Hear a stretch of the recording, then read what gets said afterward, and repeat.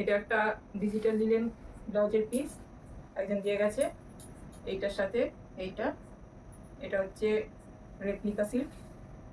এই দুটো দিয়ে তৈরি করব বোট নেক, প্রিন্সেস কাট আর লাইনিং দেওয়া ব্লাউজ করে আপনাদের দেখাবো।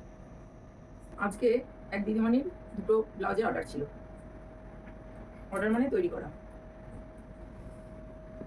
এটা হচ্ছে ডিজিটাল লিলেনের উপরে প্রিন্সেস কাট, বোট নেক, গ্লাস হাতা।